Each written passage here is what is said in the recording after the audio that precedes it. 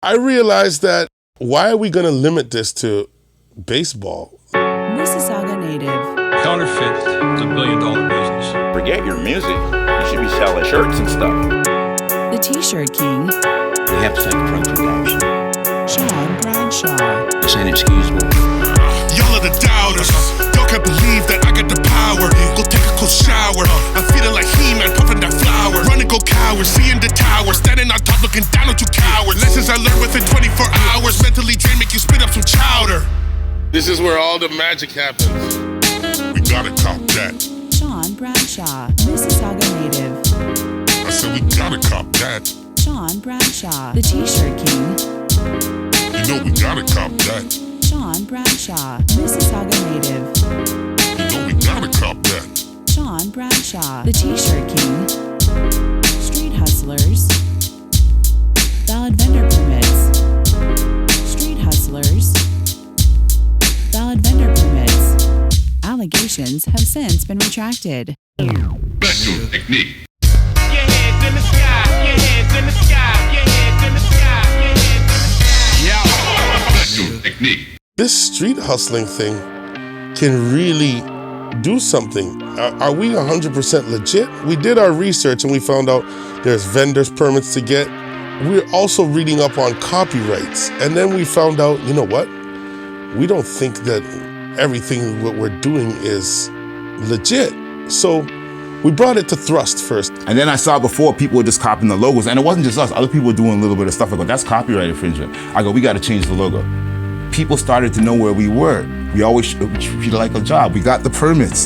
So when the license people came up, what's up? Oh, to selling, right? Thrust, me and Sean got our vendors permits, and we're like, we can do this legit. We already showed that it's good. No, let's make it legit. I hit my boy K-Note. You gotta redo the logo. Even the funny thing about the logo, it wasn't even a blue jay, it was a chicken. Your bird was different, and I remember specifically because man used to clown your design at first, saying that it was because it was the most different. So we said, Joe, I think we need to change the shirts for next season. And he was like, no, you guys, you just sell on the streets. Let me take care of what I take care of. You started printing your own, and you had your own design. Most everybody else was still using Joe's design. It was all a dream.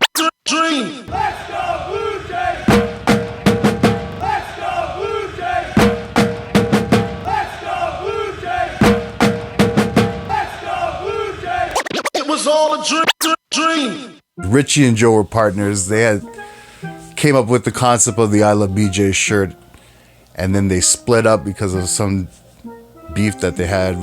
They had a fallout just before I came in, so it wouldn't be really just for me to speak on it. I know what it sort of is, cause on both sides, but I don't know who did what to who. So when we finally start getting our shirts made through Royal Touch now, he tells us him and Joe started it, and Georgie Porgy was the one selling the shirts for them. What started happening, I mean, first there was like the territory thing that started happening, you know what I'm saying? Like there's only so many spots, and then you gotta hold down your territory.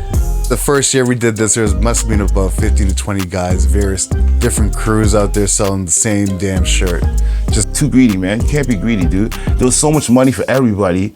There was so much space, right? Everybody made about the same money, man. It was like, oh, you got 200, 300 more than me. Oh, I'm sorry. I'm sorry, you know what I mean? I'm sorry you made $2,000, I made 18 or 17. So after the season was over, we said, you know what?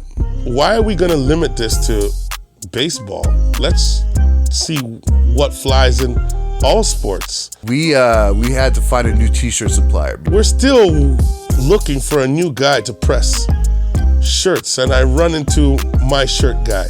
Then I met Bubba, because I saw him on the side of the street just hustling t-shirts, and he was moving tons of them. And I walked up to him and gave him a shirt, gave him my card and said, come by my shop tomorrow if you got some time. And then he busted down the door the next day. We went to his print shop and we could see that he could make the 200 shirts that Joe would make the night before, he could make that in an hour. What we didn't know is that Joe got a cease and desist letter, and he stopped coming out to sell on the street. He was just making the shirts for us to go sell. So we would get in trouble and he could still keep making money. It was all a dream. It started in the basement, way back. It was SWAT team, Rat Squad, essential with the rap. Me and Mark was on the beat, but it started with Buck. Now I'm flying overseas, commercials for big bucks. My merch be selling on the street just like it's crack. The world's a different place when your pockets are fat. When broke, feel the pressure to the point it's exact. I built a house in Jamaica, y'all can hate on the facts. See, I started from the bottom, steady grinding on the streets. From the CDs to USBs, hoodies and the D's. Yeah, I'm steady making G's, and I ain't owe you jack. You could be up in the trap, but I ain't into that. Like a woman with nobody and no shape, the thing is flat. I like everything fat, from my bank to my hat. Back in the day I got jack, paid the cost to be a boss. Took a loss, bad taste in my mouth, through the sauce.